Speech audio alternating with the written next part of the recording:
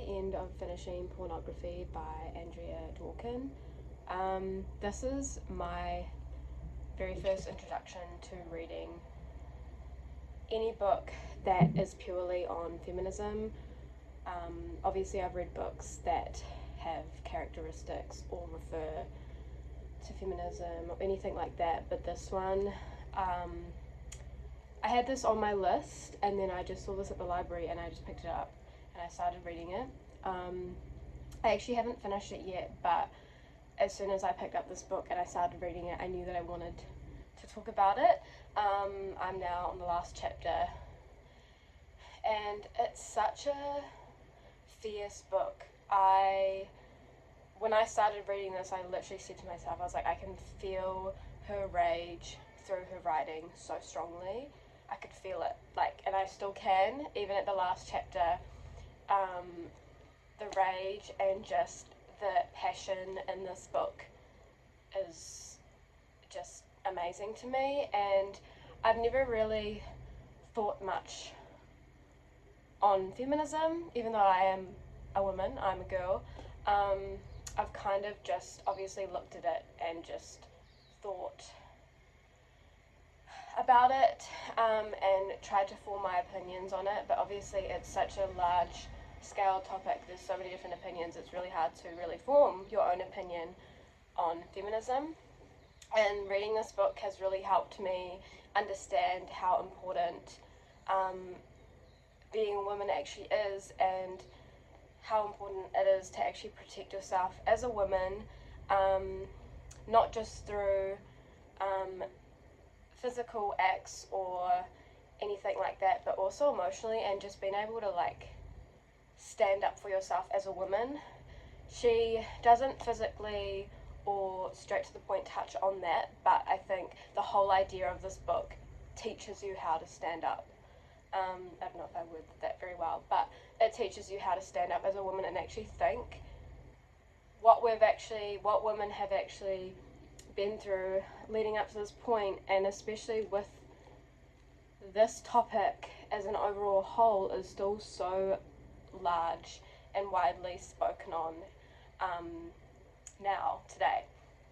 So I guess to start with my opinion on this book, I've read it very, very slowly. I think it's only like 200 pages or something, but I've read it very, very slowly because it is quite a hard book to read because you're constantly thinking about it, and you're constantly, for me, I've had to go back on sentences and things like that just to understand purely where she's coming from, because I thought I want to take this book, not just the tip of it, but I want to take it as a whole, and I want to think back on it and actually fully understand what she's trying to speak on. But obviously the title says men possessing women, which is a literal fact in this book, and she speaks fully on that through different topics, through different philosophies, through different references, through history, through when the start of pornography began through to now. And obviously back in those times people would read on it. So she's given examples on that. For me it's been really, really hard to read because with her talking about the possession of men, she's also talked about the power that men hold on the world and towards women. So she's written it in a very, to me she's written it in a very reckless way, because I see power as very reckless and I see it as very intimidating. So she's written it in a very intimidating way, and I feel quite strongly intimidated when I'm reading it. It's very overwhelming to read. A lot of the quotes I have taken from this book and I have reread them, and it's really emphasized her. Every single quote that she says personally that's not referencing anything or any fact, it has been taken so strongly and quite literal to me. So far I've written a few quotes down. It's taken me actually time to remember to write them down. So the very first quote that really stuck out to me are, "Men are giants who soak the earth in blood," which I think that really describes her way of giving her full idea, and I think that is a great overall explanation of the idea of men possessing women through pornography, psychologically, and violence.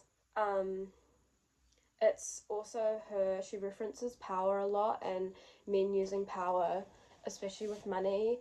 Whereas if you look at money from a men's perspective, it's used as power, where it's not really used like that with women. So I think that is huge, and that really reflects it in a way. Another quote that really stood out to me: "Violence produces terror." And then another one was, "The nightmare of her life has been lost in the celebration of his," which I think, if you've been in different relationships and things like that, that really can stick out to you a lot, that quote. But yeah, she also reflects on a lot of certain different topics, and a big part of this book is her talking about Marcus de Sade. I think that's how you say his name. I haven't really read much into him until this book. I didn't really know who he was, and just her talking about him and a lot of his works that he had done was really hard for me to read. But I think that it's really important for her to touch on that and for people to know who he is, to fully understand her idea and her opinion on the topic. Overall, this book is a very harsh and powerful read. She writes again with a lot of anger, which is very reflected in the way she is writing.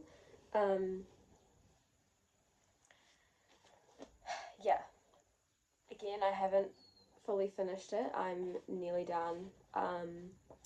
But I just thought I would sit down and I just wanted to talk about it. I think overall, this is a good book to take and to use her ideas as a resource in a way.